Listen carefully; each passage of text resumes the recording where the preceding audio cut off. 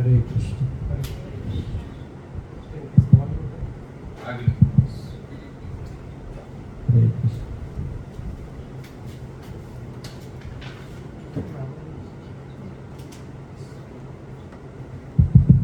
Hare Krishna. Yeah, that's fine. So we welcome all of you to our fortnightly Bhagavad Gita class. It's not a class, I would say, it's a discussion where we all come together and learn about the manual of life. How many of you remember? What did we do last time? Anyone remembers? Who's with the best memory here? Anyone?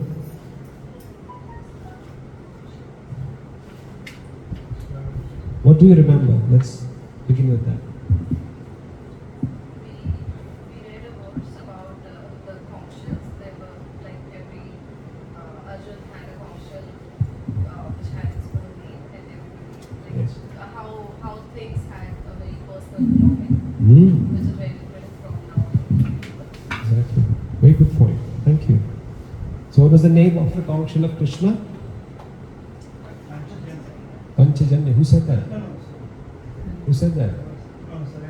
Hare Krishna. Jai. So let's give a clap. You should give it louder. Eh? Everybody wants to sound good clap, right?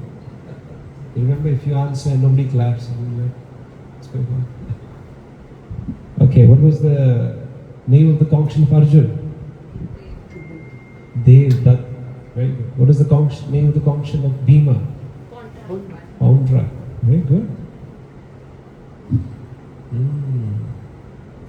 Good. So we saw the setting of the scene of Bhagavad Gita, Mahabharata. No war has ever happened like Mahabharata. So then Arjun is telling Krishna, now you bring my chariot in between the two armies. And then he says, I would like to see who has come to fight. So, of course, we know, he calls him Achyuta, means infallible, one who never fails.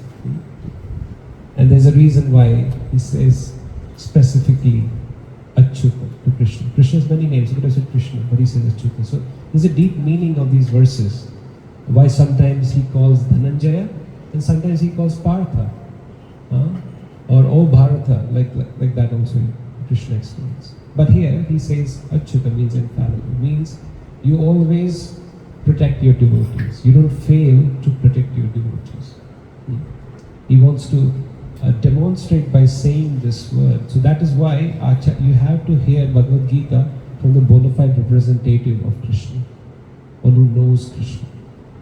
There's a book in India these days called as My Gita. Yes, My Gita.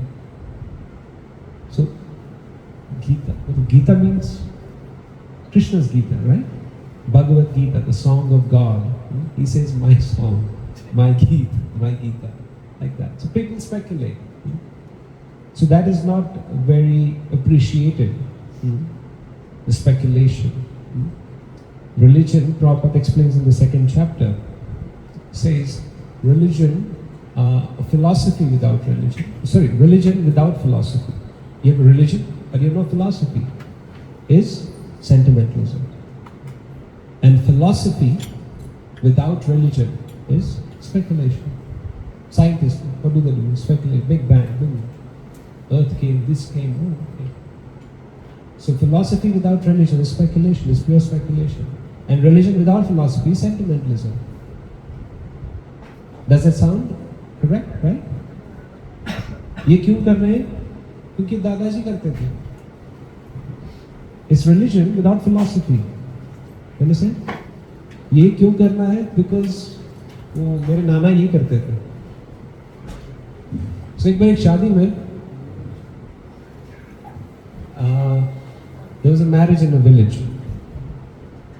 So while the fairas were about to happen, the circumambulation of the bride and the groom, all of a sudden a cat came, and the priest said, "Oh, somebody can please come and take care of this cat."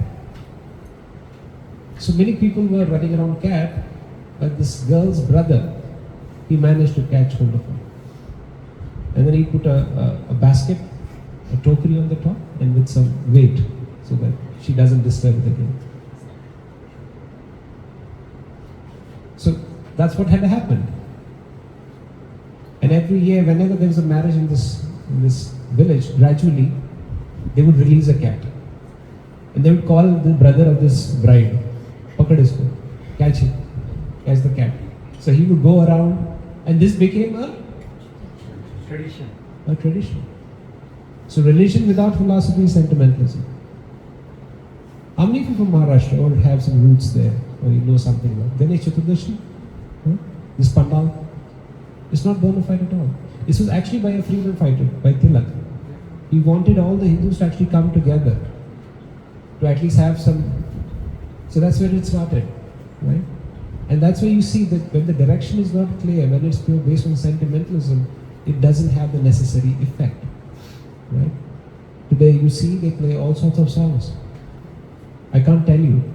I remember in 99, when I come to Pune, 98, I came to Pune, but 99 was the first time I attended a festival. I saw these festivals everywhere. So at one place I went, it says, we will rock you. So Ganpati I was thinking, oh, what must be Ganpati thinking?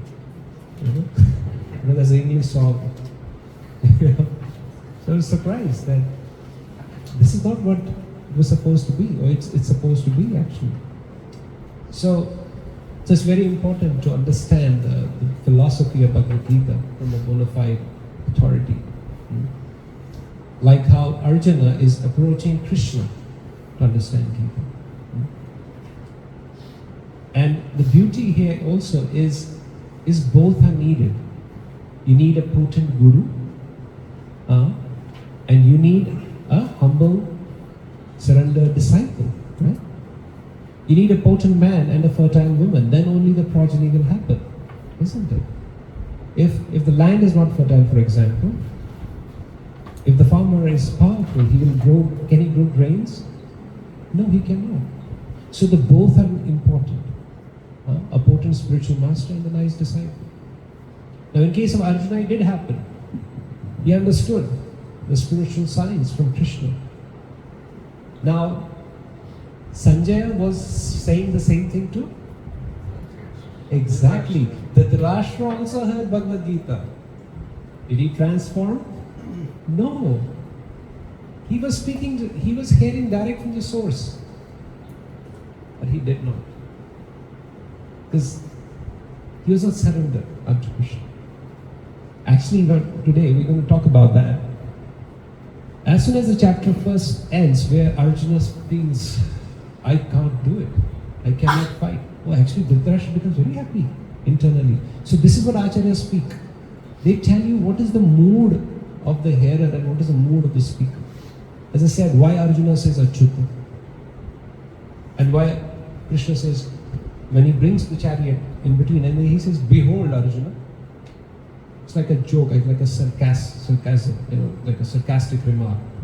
Dekh lo. You have come to fight, not dekh lo. Fight karna hai, no? And that's what he wants to tell him. You have come to fight. What's the use of watching over? You want to see now. What do you want to see? You have come here to fight. Right? So these are the internal meanings these acharyas give us. Of what does Krishna want to say?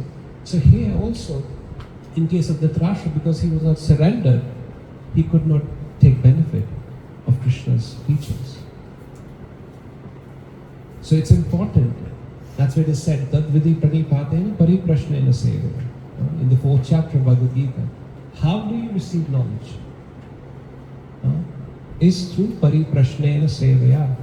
Is by asking questions in a humble, in a surrendered mood. And offer service to Guru. That's how you get knowledge. And you can see it in colleges. That's how you receive knowledge, right? If you have a doubt, what you do? You ask questions, right? How do you ask questions? Hey, boss. You do that at teaching? No. How do you say? You raise your hand, then you say, excuse me, sir, excuse me, ma'am, I have a doubt, right? So doubt definitely is a sign of intelligence. Oh, my second best student is come. Hare Krishna.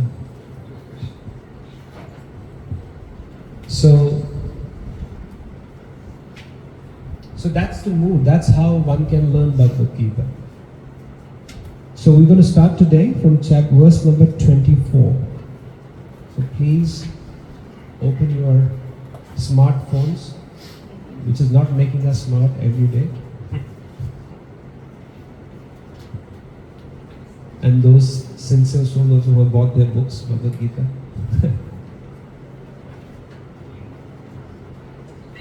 You can repeat after me. Sanjaya Uvacha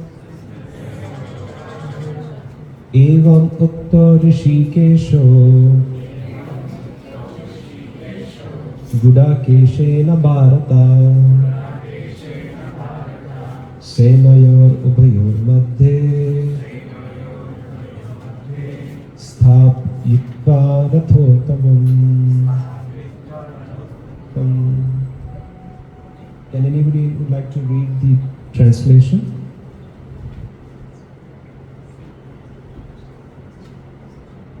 It's chapter 1, text number 24.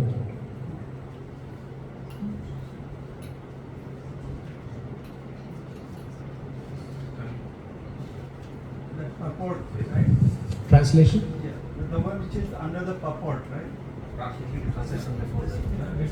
Sanjaya said, Sanjaya said, O descendant of Bharata, having thus been addressed by Arjuna, Lord Krishna drew up the fine chariot in the midst of the armies of both parties. Yeah, you can continue the purport. In this verse, Arjuna is referred to as Gudakesha. Gudaka means sleep, and one who conquers sleep is called Gudakesha. Sleep also means ignorance. So Arjuna conquered both sleep and ignorance because of his friendship with Krishna. As a great devotee of Krishna, he could not forget Krishna even for a moment, because that is the nature of a devotee. Either in waking or in sleep, a devotee of Lord can never be free from thinking of Krishna's name, form, qualities and pastime. Thus a devotee of Krishna can conquer both sleep and ignorance simply by thinking of Krishna constantly. This is called Krishna consciousness or Samadhi. As Rishikesha, of the director of the senses and mind of every living entity, Krishna could understand Arjuna's purpose in placing the chariot in midst of the armies. Thus he did so and spoke as follows. And there's two beautiful words that are coming here. Arjuna is being referred to as Gudakesh. Guda means sleep or ignorance. So it is said, there's this beautiful pastime that comes in Mahabharata, is Dronacharya had instructed Bhima, because if there's no light, generally you don't eat. If you're eating and light goes off, you stop eating till the time the light is on. So he had instructed Bhima, Bhima couldn't wait, we all know, he would keep. So he said, at least in front of Arjun, don't do this. But one day, he did that. And when the light was lit again, Arjuna said, Bhima, how did you eat? Bhima said, hand comes to know where the mouth is. Simple. And then Arjuna said, oh, that means I can practice in the night also. Because the arrow will come to know where the target is. And he started practicing whole night. And he actually conquered sleep. Of course, Prabhupada gives the reason. He was not some yogi or something, but because he was a friend of Krishna. Krishna hoy Surya Saman, Maya hoy Andhakar. Krishna is like sun and Maya is like darkness. Jahan Krishna adhikar, tahar nahi Maya adhikar. Wherever there is Krishna, there is no Maya. What happens when the sun comes early in the morning? As soon as the sun rays come, the whole fog by which you cannot see or the darkness is dissipated. So as soon as there is sun, there is no question of darkness. Right? So as soon as there is Krishna, there is no question of ignorance, of darkness. And Krishna is here referred to as Rishikesha. He is the master of the senses. So he understood why he wants me to bring the chariot in between the armies. And then he says that. Let's go to the next verse. Somebody would like to directly read the translation? We will skip the Sanskrit. In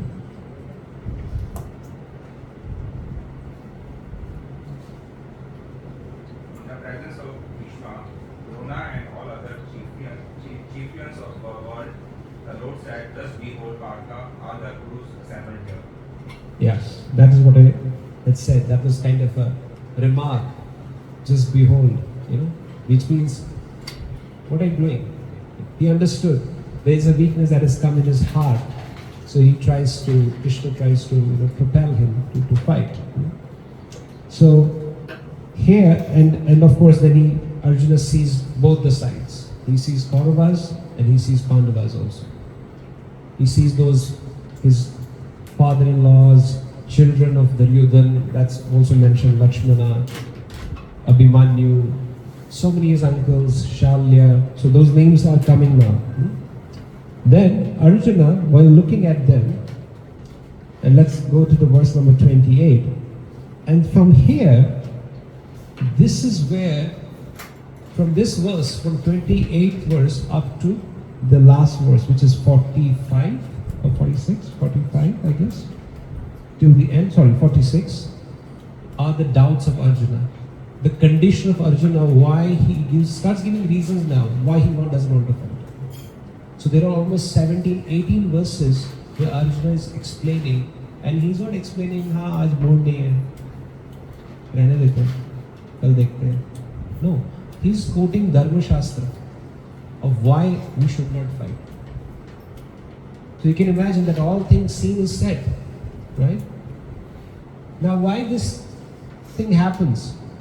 And we're going to talk about it. And this is very, very important aspect of how in our life also, we also have those moments where we have that weakness, where we're not able to fulfill our responsibilities, right? And because this Arjuna has this problem is because he thinks the war is happening for him. That was the main problem. Arjuna is thinking, your war is happening because for him, so that he can become the king, or Yudhishthira can become the king. But actually it's happening for Krishna.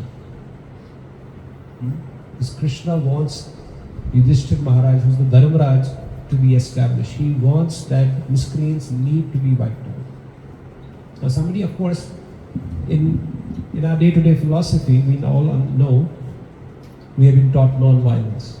Right? But you have to understand, he was a Kshatriya.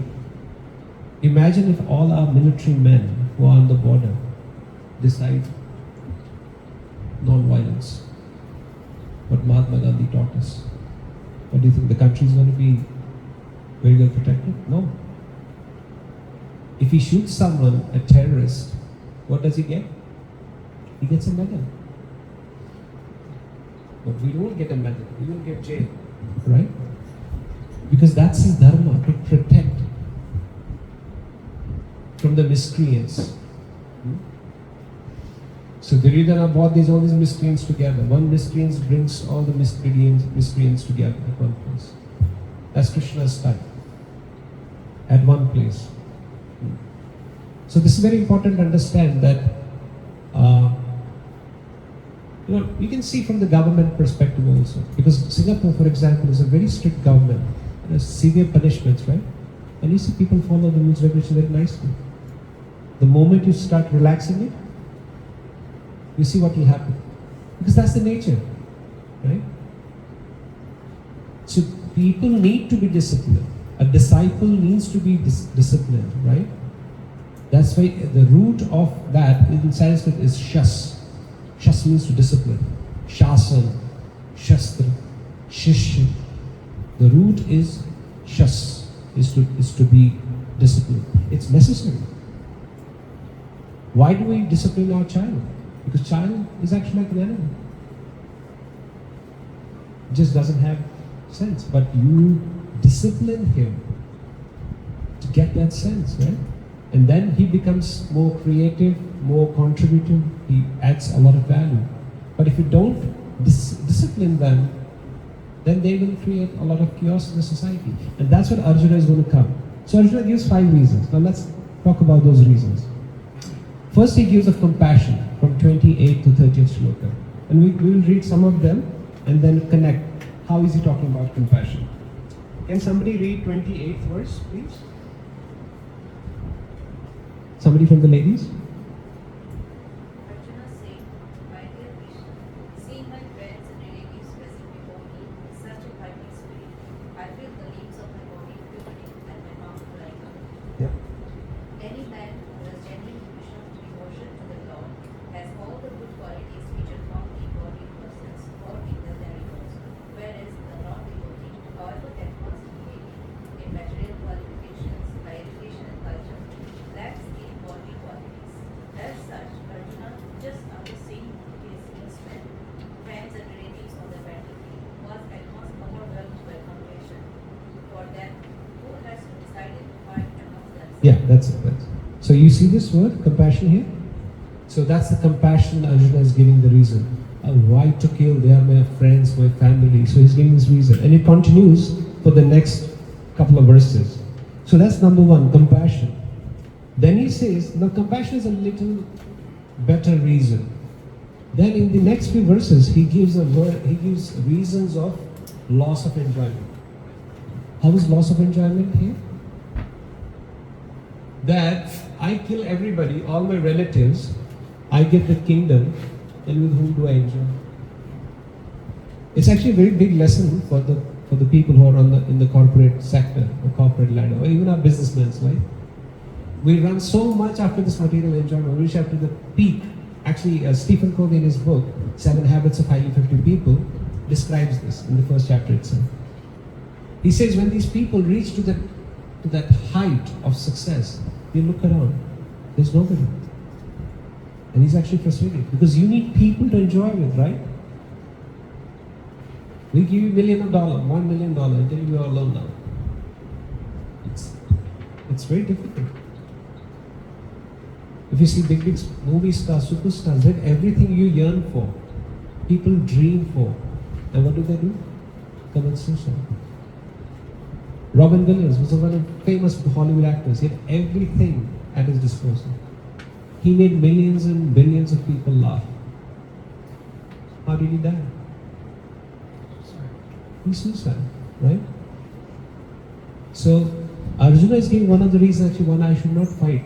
Because if I kill all of them, in whom tomorrow I become a king or my brother become a king, how will I be able to enjoy? So you need people for enjoyment. And let's see what he says in there. Verse number 31, if somebody can read. I do not see how any good can come from killing my own kinsmen in the battle, nor can I, my dear Krishna, desire any subsequent victory, kingdom, or happiness. So, here Krishna, again, Arjuna is talking about the word here, which is very important, is Nacha Shreyo Anushyami. Shreyo. There are two words which are described in the Vedic Shastras. We name also our kids on as Shreyas, right? Shreyas. There's one more opposite word of this. It's called Preyas. Okay, Shreyas and Preyas. So Shreyas is one who has a long-term vision, and Preyas is something which is short-term. So Preyas is normally in Vedic scriptures, it is described as something what you do for the body. Is Preyas. You just take care of the body. Eat, sleep, mate, defend. Ahar, Bhai, Nidra, Maithun. So Mahabharata explains that one who focuses only on these four activities is as good as an animal. Pashubhi samana is as good as an animal who does these four activities. What are these four activities? Eating, sleeping, mating means producing children, and defending. Okay? Ahar, Nidra, Bhai means to defend, like you prepare for, and then Maithun means mating. Sleep, eating. How much do you eat? Let's have a quiz today. 2 chapatis. Prabhupada said if you have, Motherji is laughing, maybe I said a wrong figure. Well, it depends on the cook also. If you cook well, of course, then appetite is good. But can we eat like an elephant? No. Absolutely not. That will be our last day, or we'll end up in a hospital like that, right? So that means if I was born to only eat, I better would have been an elephant. Which means, in case the facility of eating is even better in the animal kingdom. Is that correct? Are we on the same page? Okay, understood? And is sleeping. How many hours do you sleep? Tell me the maximum number of hours you slept at one stretch.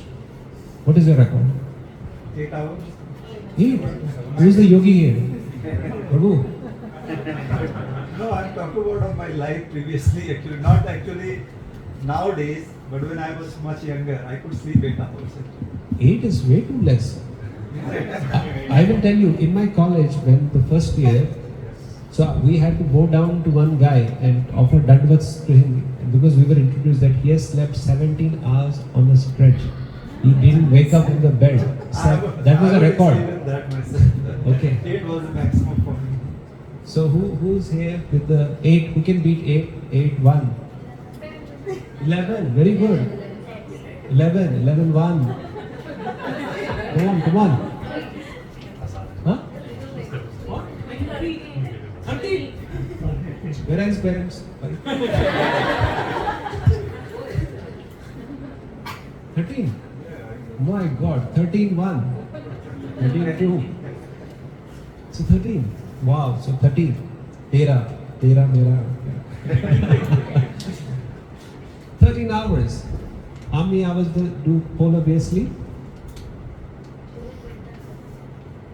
6 months. Almost 6 months. They call it hibernation. They hibernate, right? So if we were meant for sleeping, then we better be a तो भैया इसलिए ज़्यादा सो मत. The next body, polar bear का. Be careful. This is how, see, this is nature's work. So sometimes people think, I'm too tired. What kind of life is this? Kumbhakar also said, अरे कितना करने का है? How much तपस्या. ब्रह्मा के वो बोला ये these 2 brothers are already dangerous. Third one, he offered some mantra internally and he basically said, I want to sleep. He said, Tathastu. And Brahma left quickly. So before he changes his mind, he left. He said, 6 months you sleep. And he was like a 6 months he'd sleep, then he'd wake up, eat, then sleep again. Yeah.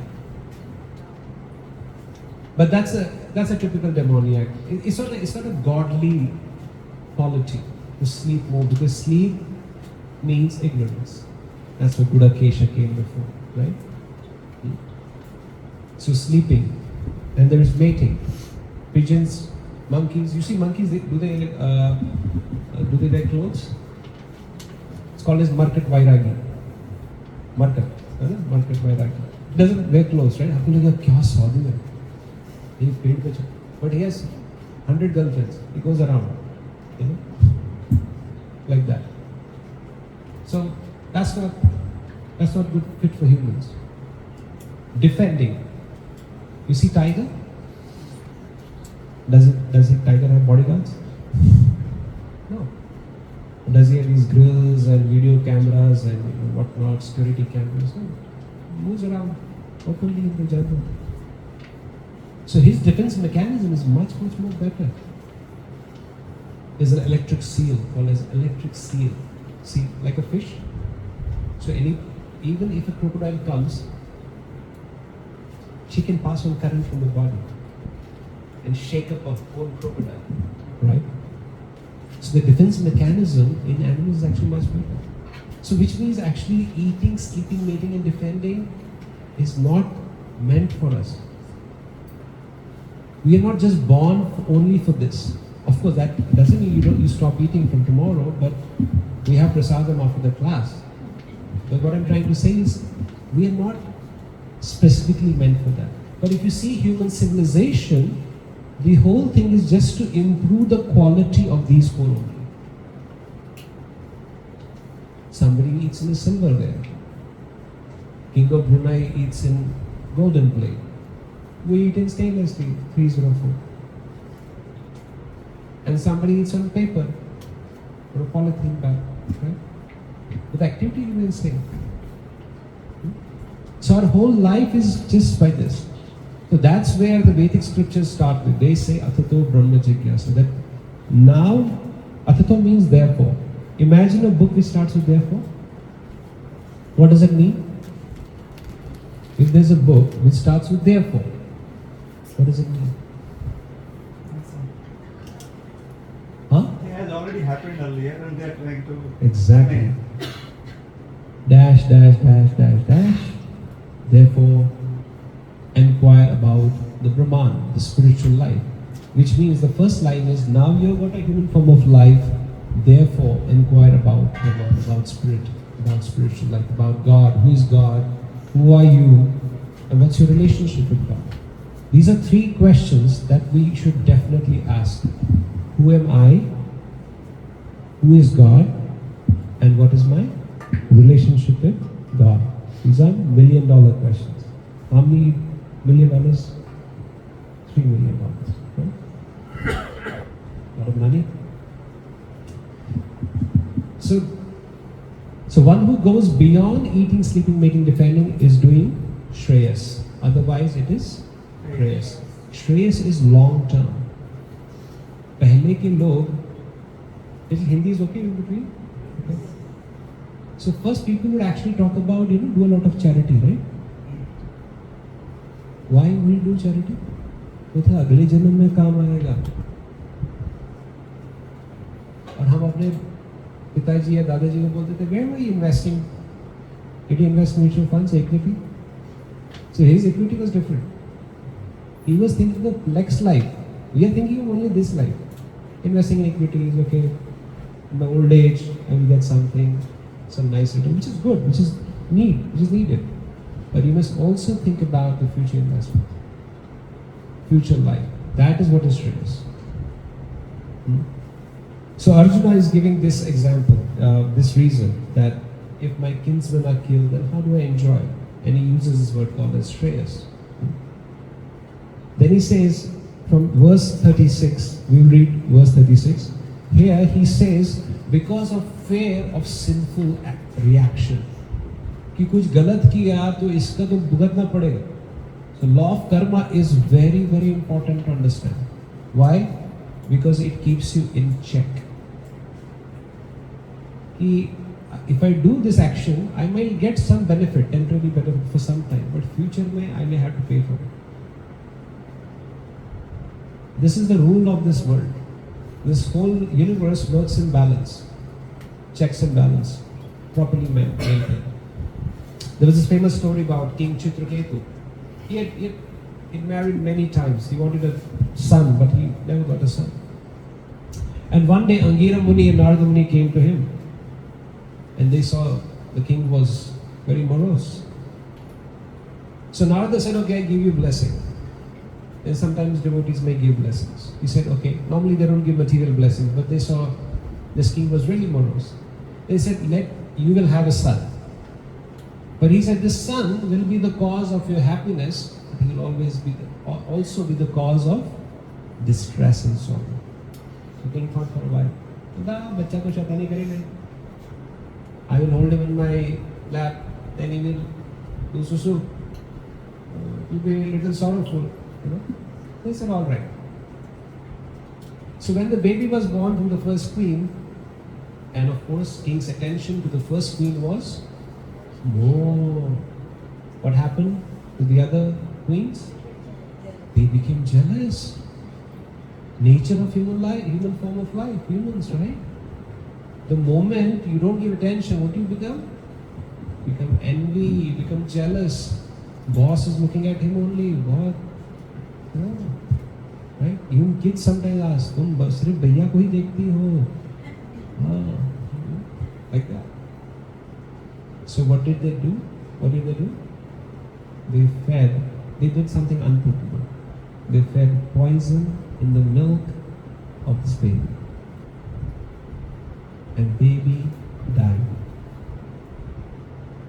And as soon as baby died, when king got to know, you can understand the situation. He was mad. He didn't know what to do. And that time Narada and Angira comes back. And actually by the power of Narada, the kid actually wakes up. And then kid talks the same philosophy to the king. He says, my karma was this much over. I had come just to participate. And now my time in this body is over. I'm leaving this body and I'm going to some other body. That's the transmigration I'm going through. And then of course, king is relieved. Then by the mercy of Narada, he gets to see Lord Vishnu face to face. So the point here is basically to understand this law of karma, and that's what Arjuna knew. So Arjuna was not some ordinary fighter or something. He knew the Dharma Shastra. So let's try to look at this verse 36. This is very, very important. Anyone who would like to read? Let's give. She's there, no? Let's give her a check.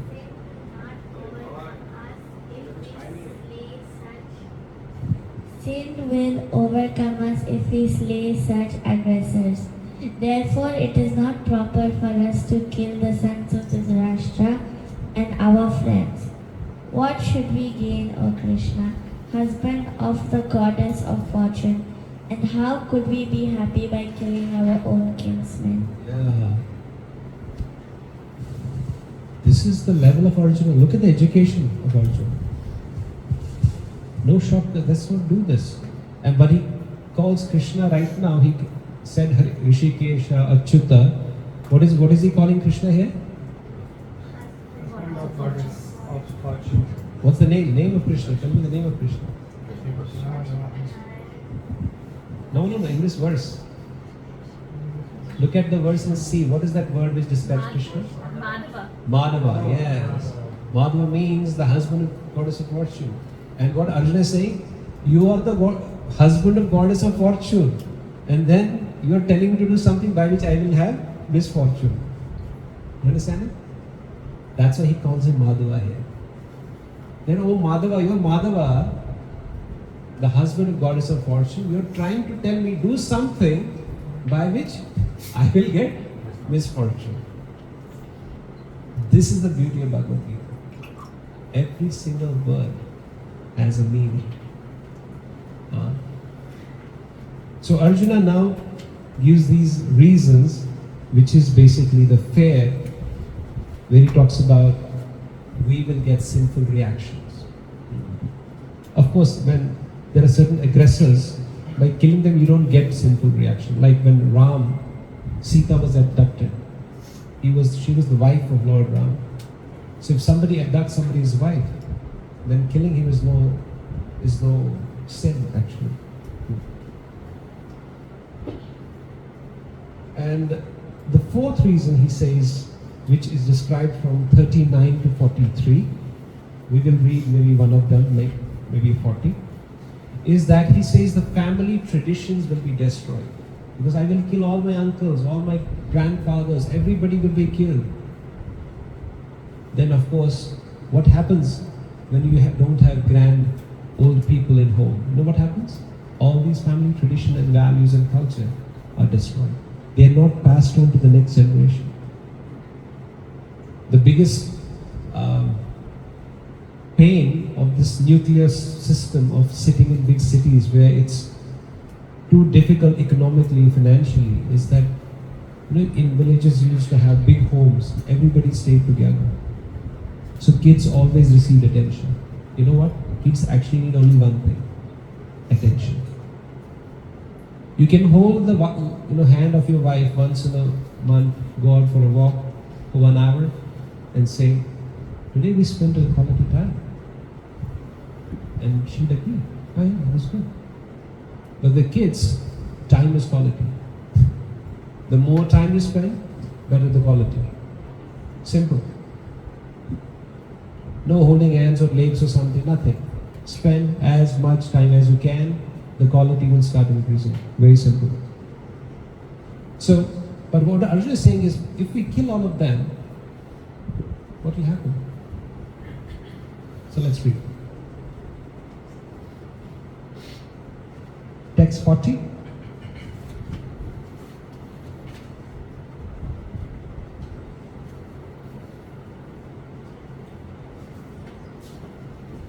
Let's read the verse maybe. Adharma bhi bhavat Krishna pradushyanti kulastriya strishu dushtashu varshneya jayate varna sankara. Can somebody read?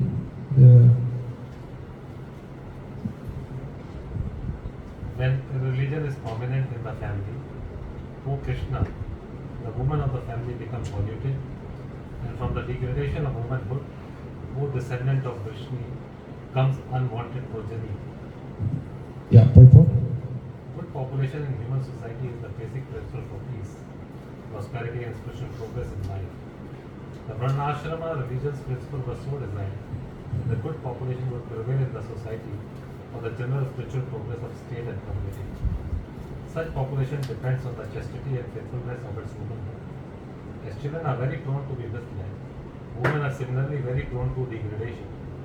Therefore, both children and women require protection by the elder members of the family. Yeah, that's it.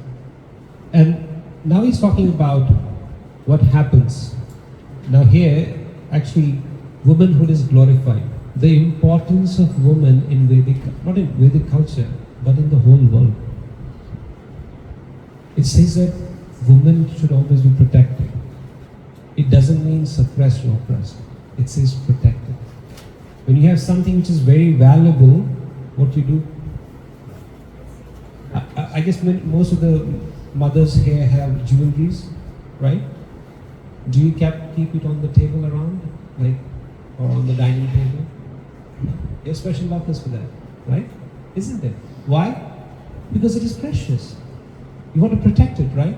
Now the necklace will say, "Kya kar rahe? I should be in the open." No, but you are very precious. So here, womanhood is glorified.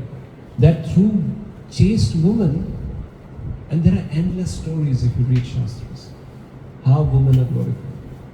All our rivers, what are they named after? Men?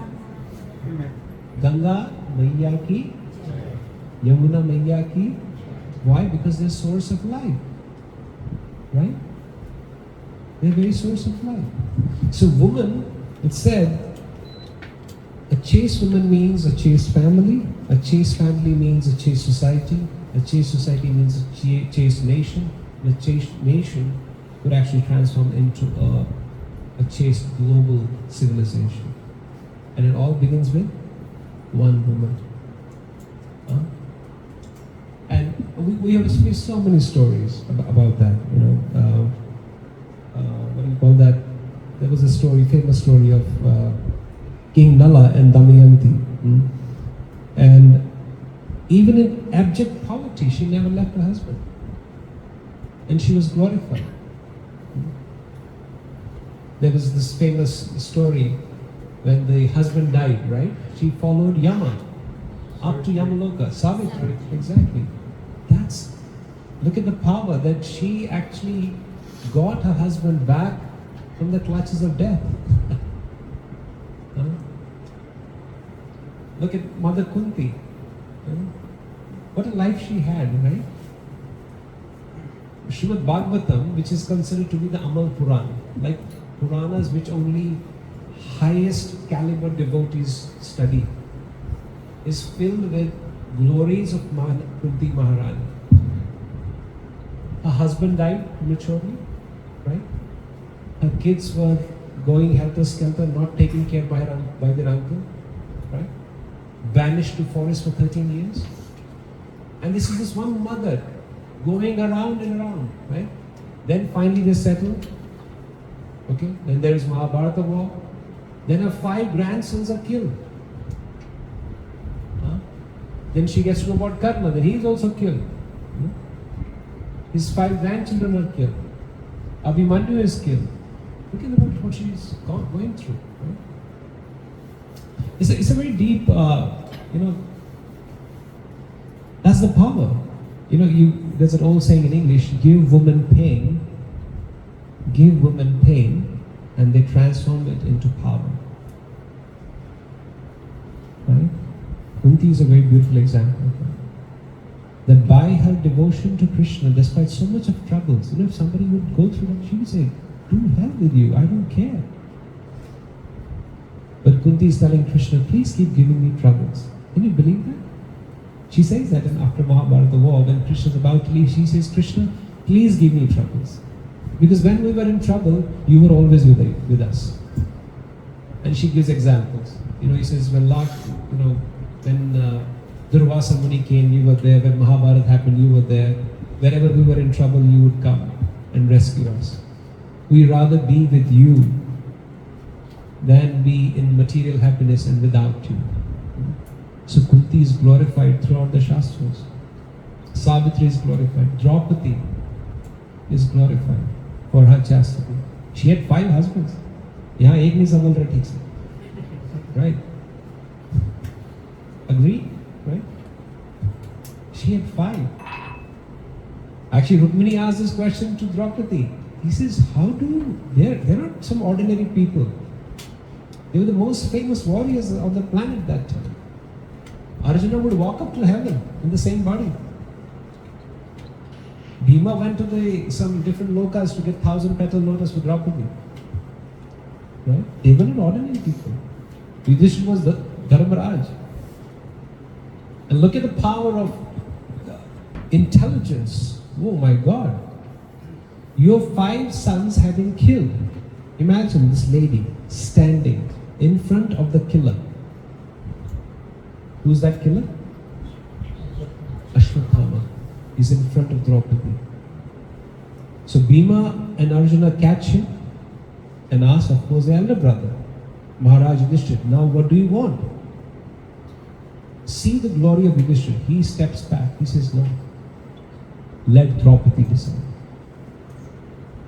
Yudhishthira knew the pain she's going through. He says, we cannot feel her pain. She must decide. That is how Vedic culture treats women. But even Dharmaraj stepped back and said, Draupadi, you must take. Bhima wanted to crush his head. He just was waiting.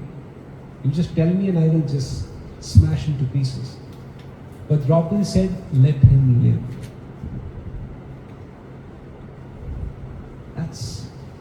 That takes a lot of courage. She said, I can feel the pain of my children who have been killed by this man. But I'm trying to figure out that I don't want to give the same pain to Kripi. the mother of Ashwatthama. He's the only son. So let him live. That is the glory of women. So that's what Arjuna is saying, that if we kill all of them, then what will happen? Unwanted progeny. And that's what you see. Today's nations, big nations, I don't have to take names, but you know what's happening all around. They're the same, called as Varna Sankar. No values, no culture, and wherever they go, in whichever country they go, it's chaos. You see, it's happening all around us.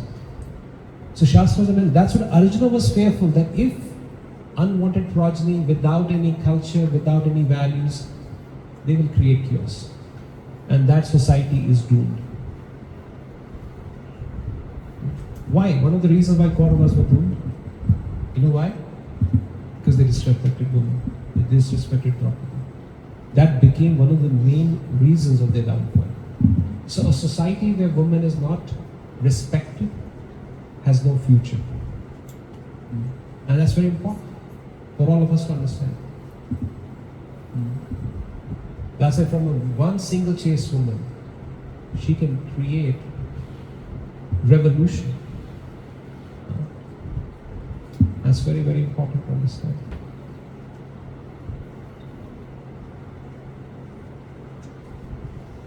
It's like the backbone. We all have spine, right? How many of you can see the spine? Somebody who's seeing you, can he see the spine or she see the spine? They also can. It's always in the background, right? But it's the very reason you're standing. So ladies and gentlemen, that is women. That's why women were always in the background. But they were the sole reason of why the whole family or the society would stand properly. And that's what Arjuna is describing here. That family culture and value system will be damaged beyond repair if we kill all of them. Again, he was actually, indirectly what he was trying to say is, let Duryodhana be king. Because he was thinking from his perspective. As I said, the first flaw of Arjuna's thought process was, war is happening for me. No. War is happening to establish dharma. That is why Krishna comes. What is that famous shloka? Paritranaya Vinashaya cha Sansthapanarthaya. Thanks to B.R. Chopra. अगर वो serial नहीं बना देते तो हमको ये भी याद नहीं रहता था, right? So he's saying Paritranaya sadhunam vinashaya cha dushkritam. I have come. He could have said vinashaya cha dushkritam paritranaya sadhunam. He could have said that, right? Which means Krishna's major, why he comes, which is more important? Paritranaya sadhunam. I have come here to be with my devotees. The rest is okay. But that's what he says, Arjuna in the 11th chapter, he says, Arjuna, I have already killed them. You just take the credit. Through time factor, I have already killed them. You know, sometimes when father is teaching their kids cycling, he holds the cycle from behind, right? So kid is running. The father runs behind. The kid becomes happy. His cycle is moving, right? And then he feels so happy. But actually, he is a father. There was once a kid who was sitting in a train with his mom, and it was at a station. So this was a child, and he said, "I will push the train and I'll make the train move." He was trying his best. Mother said, "No." He said, "The timing has to be correct." She said, "You wait. The moment I tell you, then you should push the train." He said, "All right." He rolled his sleeves. He said, "Are you ready? Ready?" Bhavya is not ready. No problem. Bhavya doesn't go into trains. She goes in MRT. So as soon as she saw the green flag, she said to the child, "Push." And he started pushing. The train started moving. And the kid felt ecstatic. He said, "More." He started pushing. And then he said, "Enough. Now we can move." Very good. So sometimes we jiva also think like, I am the doer. कौन कर रहा है? Who is the boss? But we forget the engine. Right? The power of in man, the power in humans is all coming from Krishna. And that's why Arjuna is doing the one very intelligent thing. Although indecision, but he goes to the right source to hear. He doesn't go to the wrong source. He goes to Krishna. Krishna actually explains this in the 7th chapter later. The 4 kinds of people come to me. And Krishna says they're very intelligent. Can you imagine that? Krishna is one who's distressed. परेशान हो गया life से. घर पे ये चिल्ला रही है, इधर बॉस चिल्ला रहा है, बच्चा नहीं सुन रहा है. इतना हो गया अभी. चलो भगवान के पास. Let's go to Krishna. Right? And somebody wants some money, arthati, right? In money. So Krishna says, good, you come to me. You know, it's still okay, good. Because you're going to Krishna. He knows how much to give, right? Then Jignasu, who's inquisitive. Who am I? Very rare souls. And then inquisitive. Then look at the material nature, how it works. Inquisitive, how does it work so fantastic? Even in Singapore, the accidents, right? Despite having the best norms of traffic, you get accidents here. Have you ever heard today Jupiter's crashed on Saturn, and Saturn is rotating, then it hit Venus or some other planets? No, you don't. Perfect. And for millions of years it's going like that. Right? Kids are laughing. So everything is imperfect. That's why it's called as cosmos. Cosmos means something which is going in absolute, perfect, in a perfect way actually. That's what this cosmos is all about. And the 5th reason Arjuna gives is of indecision. That happens in the last few verses. We can touch base that as well.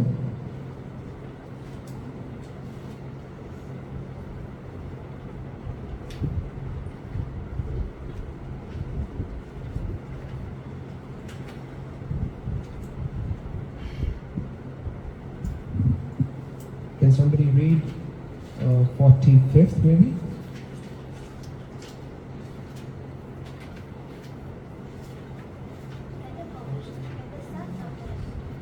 Louder.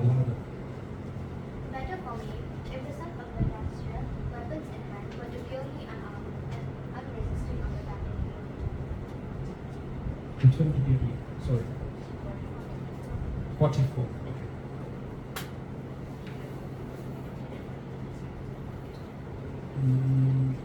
Yeah, 45th. Yeah, that's good. Better for me if the sons of the Dhritarashtra, weapons in hand, were to kill me unarmed and unresisting on the battlefield. So he's not clear what he's supposed to do now. And that's where then finally Sanjaya says, Sanjaya said, Arjuna, having thus spoken on the battlefield, cast aside his bow and arrows and sat down on the chariot, his mind overwhelmed with grief. So, now a couple of things that happen here, of course we will read subsequently when Krishna will start explaining Arjuna. But here, the first chapter actually ends here. When Arjuna, his whole condition, he's sweating, that's what happens when you have a lot of stress, when you don't know, when you're not clear with your responsibilities, what you're supposed to do. So, but also from the first chapter it is very well understood that people who have compassion in heart, who have humility, can only approach spiritual life. Arjuna has become a recipient of this knowledge which will come to him is purely because of his compassion and humility, of accepting that I don't know what to do. The toughest 3 words in the world to say? I don't know.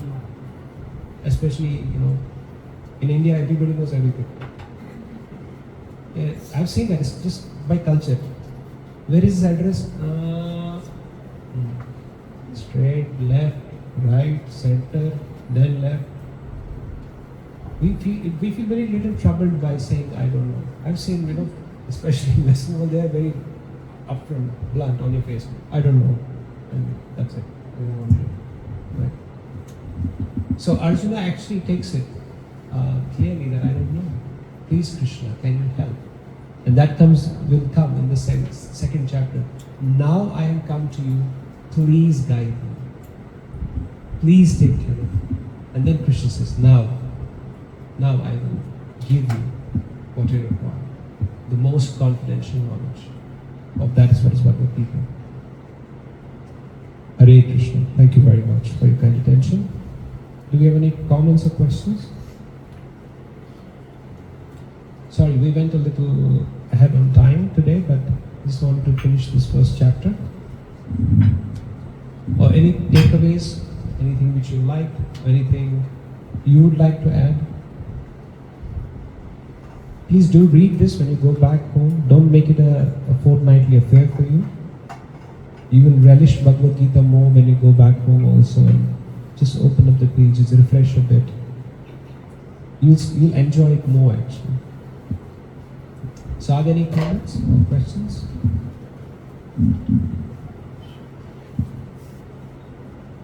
So do you know then the 5 reasons why Arjuna, what reasons Arjuna gave not fighting? Number 1, compassion. Very good.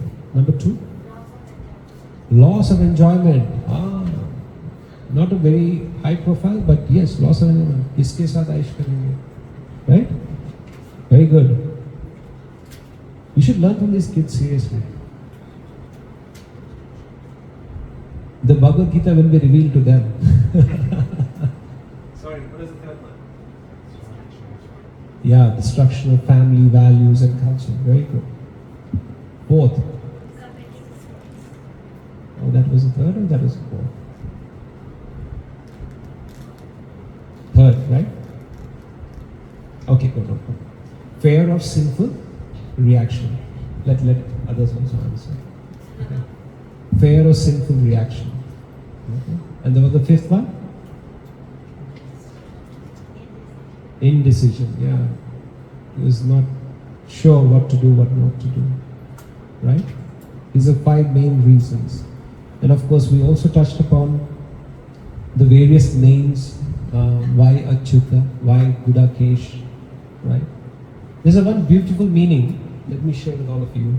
Gudakesh, we know, one of our acharyas, Baldev Vidyabhushan, he translates it as somebody who has conquered sleep and ignorance, right? But we have one more acharyas because many acharyas give commentaries. So Vishwanath Chakravarti Thakur explains the meaning of Gudakesh. He breaks this word, good Kesha. Good Kesha, right?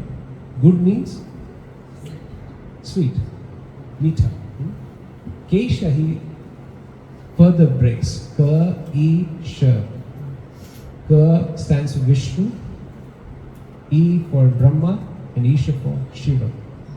So one who gives the sweetness of Krishna's love, Krishna's devotion, even to Brahma, Vishnu and Mahesh, is called as Gudakesh.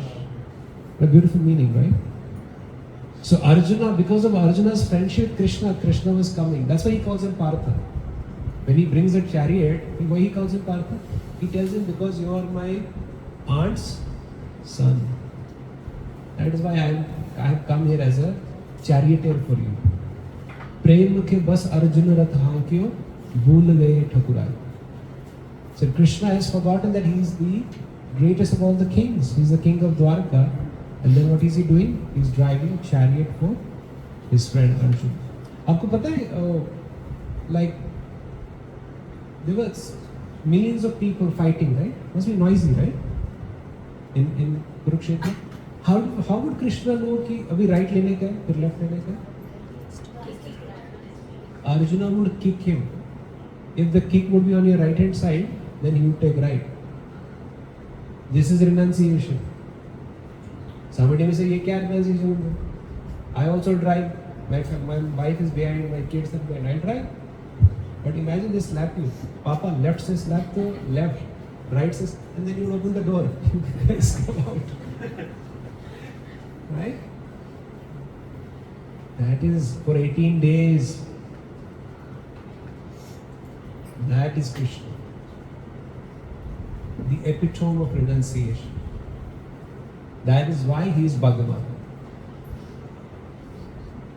So we'll describe that also, that topic also. Why Krishna is Bhagavan. Now that's for some in our future sessions. Yes, any other comments? If no, then I would like to thank all of you for your kind attention. And I hope this first chapter of Bhagavad Gita you have covered, because it's so important that in this holiest of the holiest months, Purushottam Mas, which is going on now, till 16th of August, you have come here, you have chanted, you have read Bhagavad Gita, you have heard from the words of Srila Prabhupada. I cannot tell you what glory awaits you.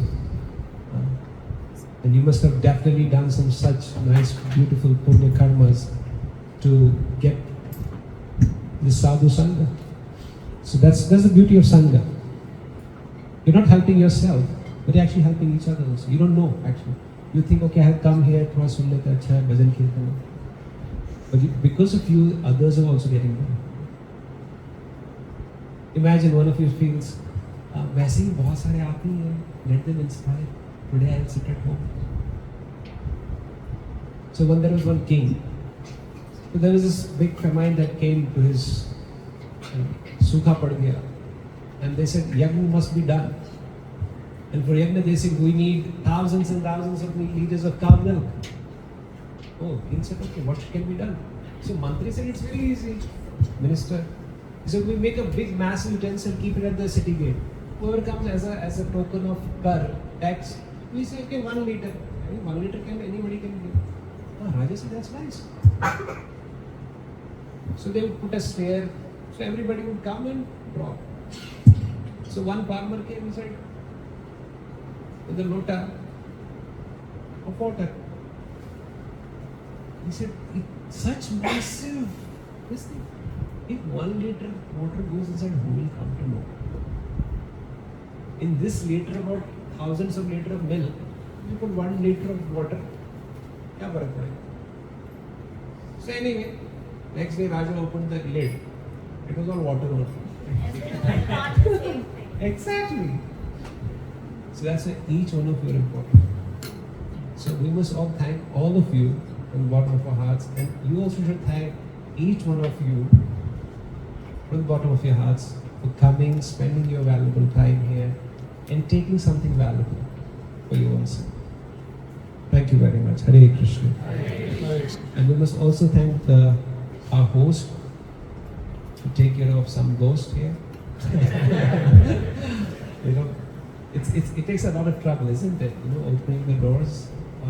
And they really, from their heart, they want all of us to come together and relish Krishna consciousness. So, what's the next schedule, Prabhu? Okay, yeah, my heart says Kirtan, but then my mind says 10 minutes only. Then we do Japa, we introduce Japa, it's Purushottam Mas. After Kirtan we can do Japa? Everyone is okay. Everyone's okay if it goes a little beyond time, please forgive us. Huh? I want to hear it loudly, otherwise I get this. I will be very uneasy from inside while doing Kirtan. Huh? So in spiritual way we say Hari Bol. So if I hear a big Hari Bol, then I will continue. No, together. You have to show me some unity. Hari Bol. 1, 2, 3. Hari Bol. Now we do Kirtan. For 10 minutes. We have to end at 9:45. Yes, because After the note running. there are complaints.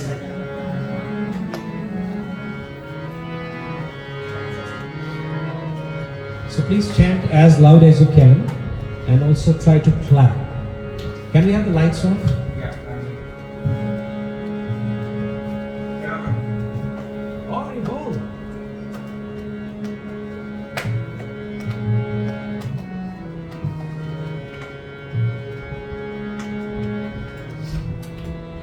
Hare Krishna, Hare Krishna,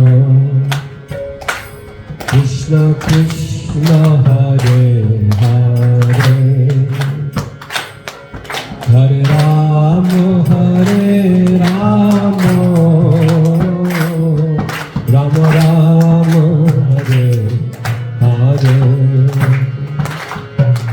Hare Krishna, Hare Krishna.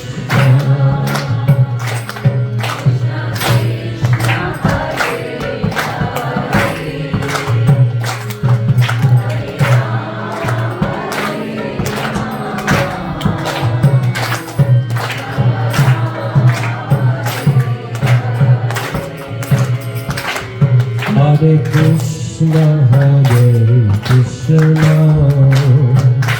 Krishna Krishna, Hare Hare,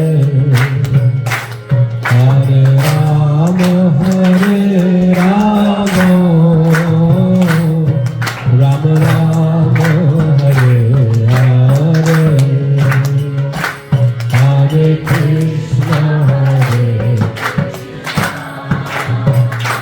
Krishna Krishna, Hare Hare.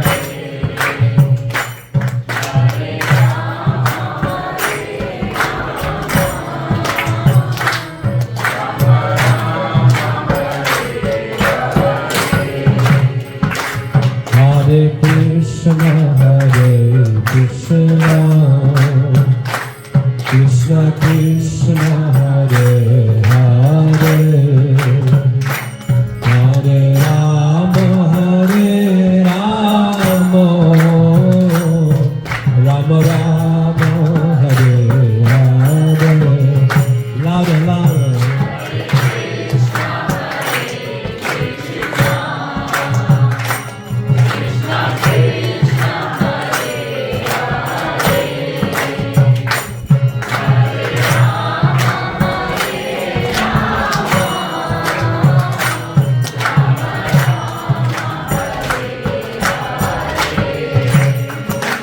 Hare Krishna, Hare Krishna. Together, together.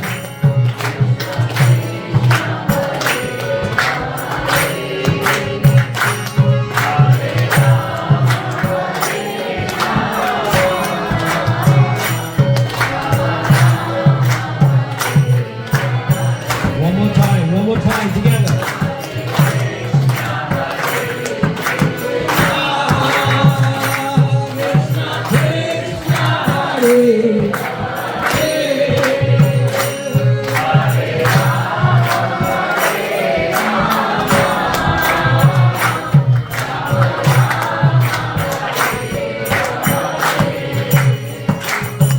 Hare Krishna, Hare Krishna,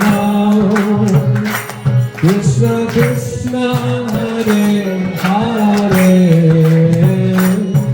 Hare Rama, Hare Rama, Rama Rama, Hare Hare.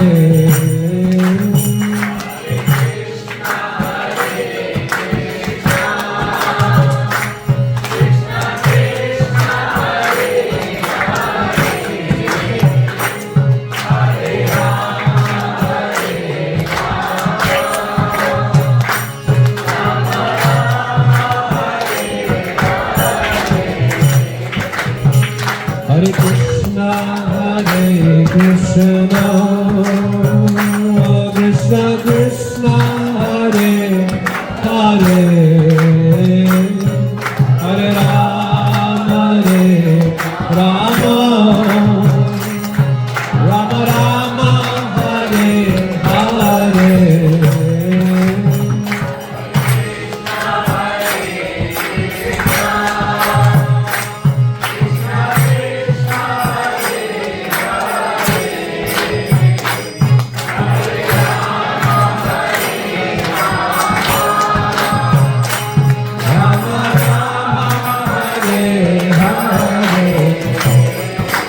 Hare Krishna, Hare Krishna, Krishna Krishna, Hare Hare, Hare Rama,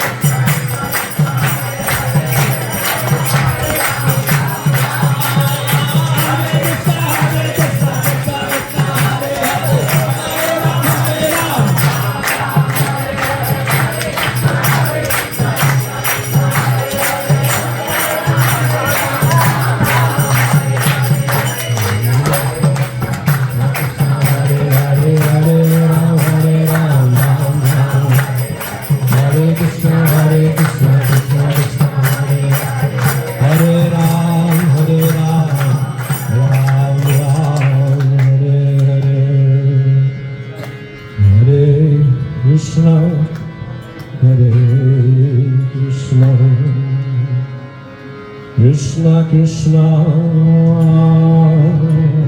Hare Hare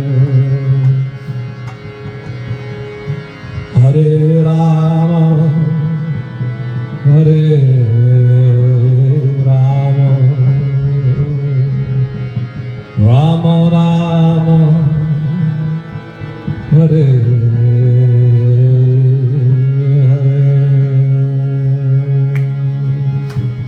Harinam Sankirtan ki Hare Krishna Mahamantra ki Jagadguru Srila Prabhupada ki Shri Purushottam Das ki Srimad Bhagavad Gita ki Nitai Gaur